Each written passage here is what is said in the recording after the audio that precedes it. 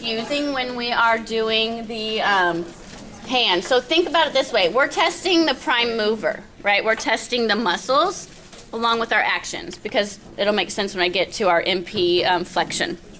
So thumb muscle testing, our first one, and pull it up on your screen because I can't have my graph up here so we can go through it together. So we are going to do thumb IP extension.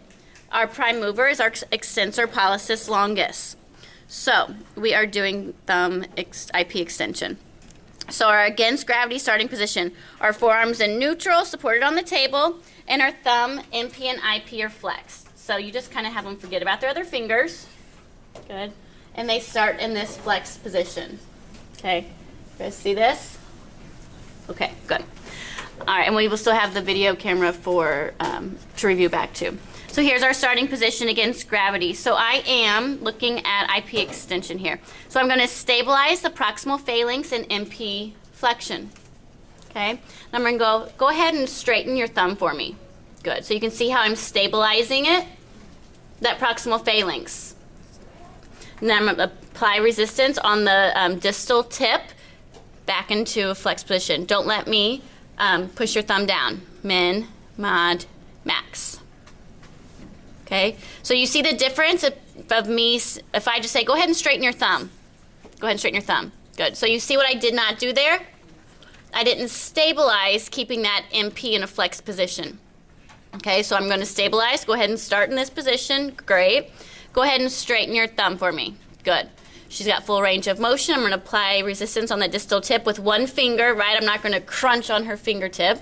I'm going to apply with one finger. Min, mod, max. Okay.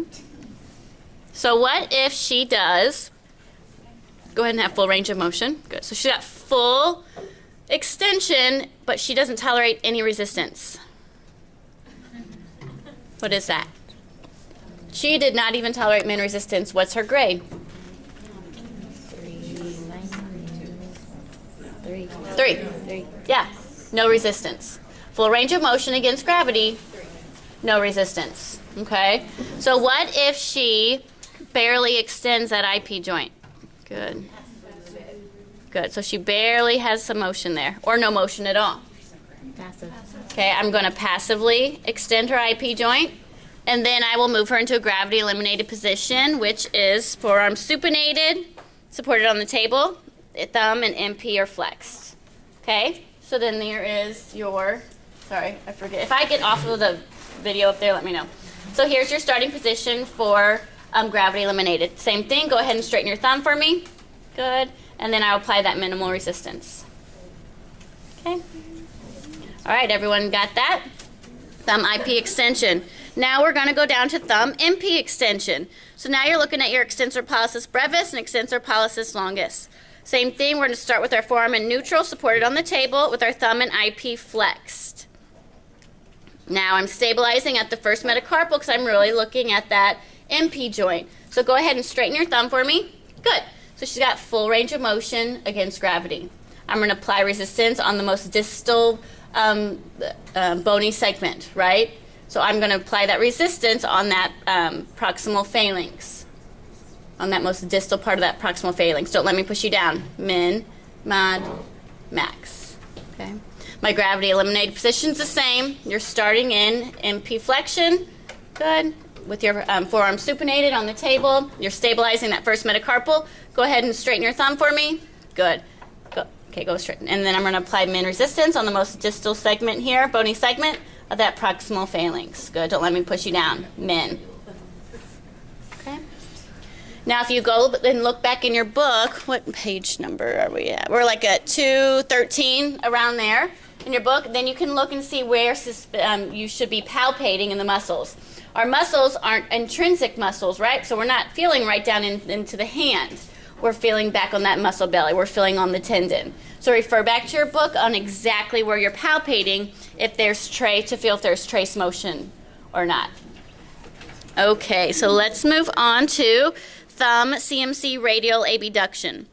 Okay, so radial abduction is whenever that position right here. We kind of confuse that against palmar and radial abduction sometimes. So there's our radial abduction. So our We're looking at our abductor, our prime movers, or your abductor pollicis longus. Our against gravity starting position, forearms in neutral, supported on the table with your thumb adducted. Okay, so here's your starting position for radial abduction. All right, I am stabilizing right here at that wrist, at that distal radius on the radial side of the wrist. Okay, so go ahead and pull that thumb up all the way up to the ceiling. Good. So there's your range of motion against gravity. I'm stabilizing right here on the radius, and I am going to apply resistance on the most distal part of my first metacarpal. Okay. So I'm not applying resistance to the tip of my thumb. I'm not applying it to my IP joint or my MP joint. I've got to make sure I'm on that first metacarpal, trying to push my first metacarpal back down into that adducted position. Okay, so there's your against gravity for radial abduction. Gravity eliminated is forearms in supination or pronation. So I'm going to go ahead and put her in a pronated position right here. She starts with her thumb adducted in. Go ahead and make an L for me. Good. So I'm supporting here on that radial side of the wrist of the distal radius. Don't let me push your thumb in. Okay. We're going to go through palmar abduction, then we will break up to practice these. So palmar abduction is where it's coming out from your palm. Okay, radial, it comes out radially. So that's an easy way to remember it. So your against gravity position for your CMC palmar abduction, we're looking at your abductor pollicis brevis. So that is an intrinsic muscle here. So your forearms in supination, you're supported on the table, and your thumb starts in this adducted position. Once again, I'm stabilizing right at that distal radius or the wrist. Good, you're relaxed, you're adducted. Now I want you to come up with your thumb like you're going to touch the ceiling. Great. So there's your against gravity position for palmar abduction. And once again, you're going to apply resistance with one finger or two lightly at the most distal part of that first metacarpal. So don't let me push your thumb back down. Min, mod, max. Once again, it's not on that proximal phalanx, not on the IP joint, not on the tip of the thumb, right? You're on the most distal segment of that bony joint, okay? So I'm applying it on the distal part of my metacarpal. Good. All right, and then against gravity eliminated position, your hand is, your forearms in neutral, supported on the table, your thumb's adducted. Good, and then you are bringing your thumb out, that, good. So I'm still supporting it here. Don't let me push your thumb in.